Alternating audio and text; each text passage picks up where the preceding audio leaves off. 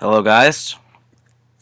As many of you may be aware, Game 3 of the Eastern Conference and Western Conference Finals have both finished. So, I'm going to talk about them. Now, to start off in the East, the Pacers, they looked very good for the first quarter and a half of Game 3 last night. But I don't know what happened to them after that.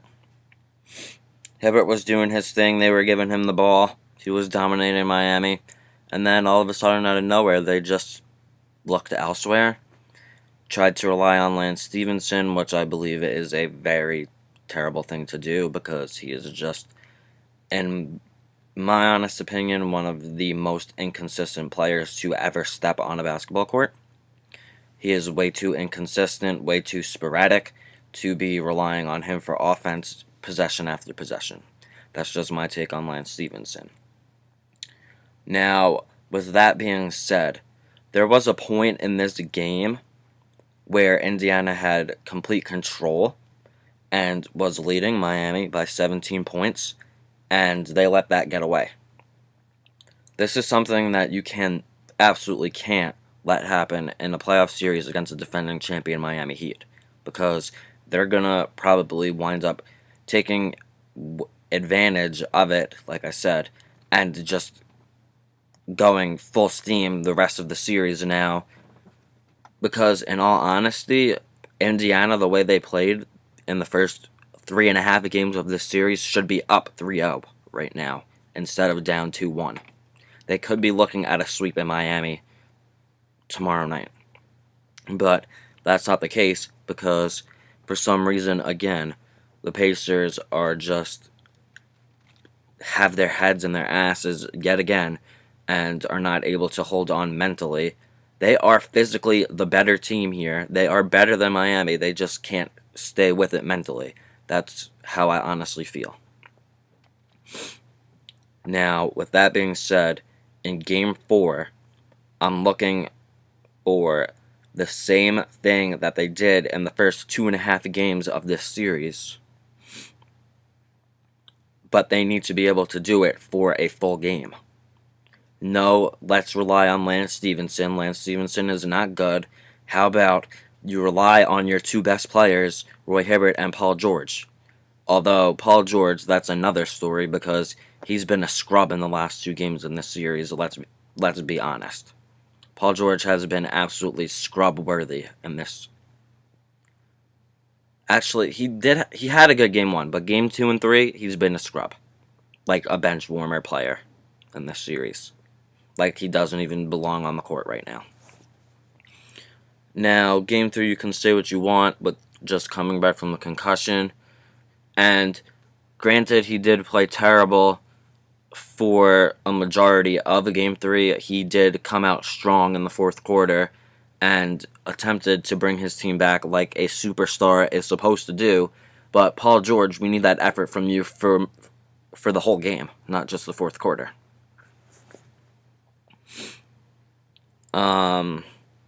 Ray Allen was big in the fourth quarter of Game 3. He had like 13 points, I think, in the fourth quarter.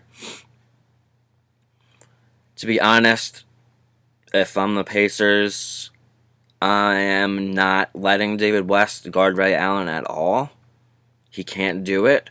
He is not good enough. He's not quick enough to fight off those screens that they're setting for Ray Allen. They need to go small with Miami when Miami goes small because David West is a no-go on Ray Allen. And if they do want to stay big, they have to switch it. Let Norris Cole beat you. I would rather see Norris Cole beating you than Ray Allen. Ray Allen is the best three-point shooter in NBA history for a reason. We don't want to be letting him be the one with the open shots all the time. Also, turnovers in Game 3 for the Pacers was a huge problem. I think they had like 19 or 20. And that just easily allows for Miami to get out on the fast break, and when they're doing that, they can't win. They can't lose. Also, the defense. Where is Indiana's #1 rated defense? Because Miami, again, in Game 3, shot like 55% from the field. That is not good. This was the #1 rated defense in the NBA. Where are the Pacers that we know that are those rough and tough Pacers that don't allow over 100 points in the game? We need that for Game 4. Because, as much as I hate to say it, if Indiana loses Game 4, they're losing the series in 5 games. They will not win another game in the series if they lose Game 4. Game 4 is the crucial game. They cannot let Miami go up 3-1. Because Miami will win this series in 5 games if they win Game 4. With that being said, I am not giving up on the Pacers yet. I believe that they are 100% capable of still beating Miami in Game 4 and still winning the series in 7 games. But in order for that to happen, we need Paul George to play like Paul George, like the elite player that he proved he was in last year's playoffs. They also need Roy Hibbert to be consistent, and we need them to consistently look for Roy Hibbert in the paint, because Miami does not have anybody to guard Roy Hibbert. They just don't. And when Chris Bosh tries to defend him, he fouls. That's why he was in foul trouble for all of Game 3. So we need to continue to rely on Roy Hibbert and Paul George. We do not need to rely on Lance Stephenson. He will continue to turn the ball over and whatnot and all that happy bullshit, because that's what Lance Stephenson does. He is not good. He is a bum. Honestly, if you ask me, he is far too inconsistent and sporadic to be relying on him for stretches in games. It's just not acceptable. Frank Vogel, no. It's just a no. Now, going on to the West. And tonight, the Thunder were able to come out with a big win in Game 3 at home. Serge Ibaka is back for this series, and he showed right away in this game that he was back. 4 for 4 from the field in the first quarter, 2 blocks in the first quarter. Now Serge finished the game with 16 points and 7 rebounds and 4 blocks, and that's beautiful. That is exactly what we missed and needed from Serge. Good job, Serge. Way to show us that you're back and you're ready to make an impact on the series, because we need you. We missed you, and we definitely needed you in this series, because as you can see, we have now won this game. Serge's presence was felt in the paint by the Spurs, and we got this big win, and I think we can turn the series around now. Especially if we come and win Game 4 and tie the series at 2. Game 4 is big for the Thunder too. I think if the Thunder are going to win this series, like I predicted, they have to win Game 4 too. They have to win at home. Now, also, Game 3 for the Thunder. Scott Brooks switched the starting lineup. He actually completely, as I said should happen, took Sefolosha out of the rotation, which is great, because we don't need Sefolosha in the rotation, as proof tonight. We won by 9, and Sefolosha did not play 1 second in this game. We inserted Reggie Jackson into the starting lineup, which is, that's good. Reggie Jackson scored 15 points. That's 15 more points than I think Sefolosha would have scored. Also, Nick Collison didn't play in this game. Not sure why. I mean, I didn't expect Nick Collison to not play, because I still think he's a good bench player. He's just not a starter. But this was a big win. We had way better scoring distribution in this game. All of our starters, with the exception of Perkins, scored in double digits, which is, back to what we need. Reggie Jackson, the Spurs killer, 15 points, 5 assists. That's great contribution from Reggie Jackson in this game.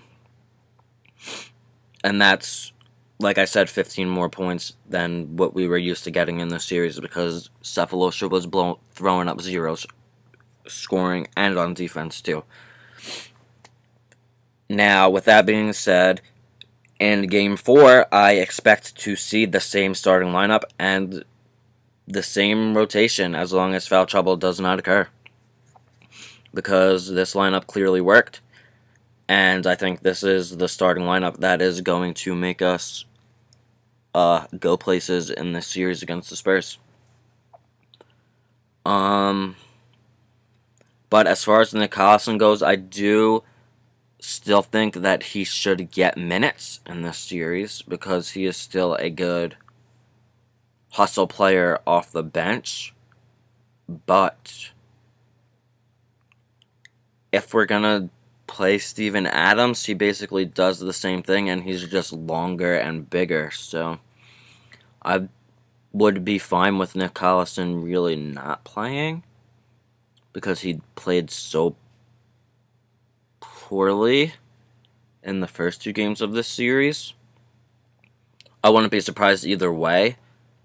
But Sefolosha, he's out. I think he should be out of this series completely. And honestly, I think in the offseason, because he's a free agent this year, I think in the offseason we're not going to re-sign him, because I think that would probably make us a better team. Now, Jeremy Lamb got minutes in this game.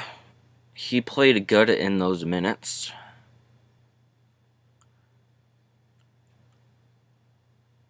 And that's pretty much all I have to say about Lamb.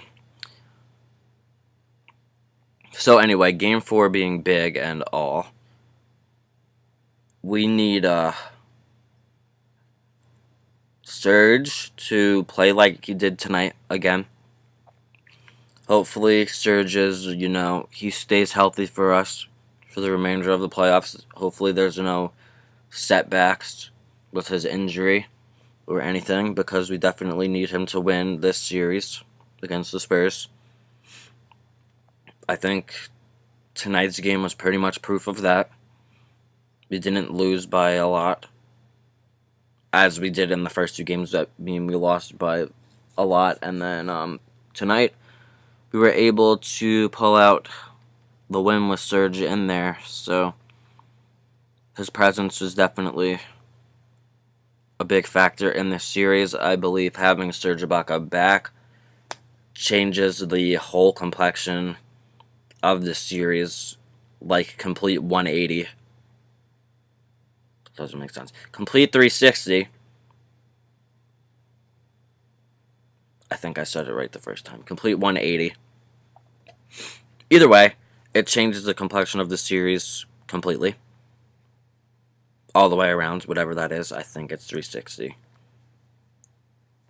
It's 360. And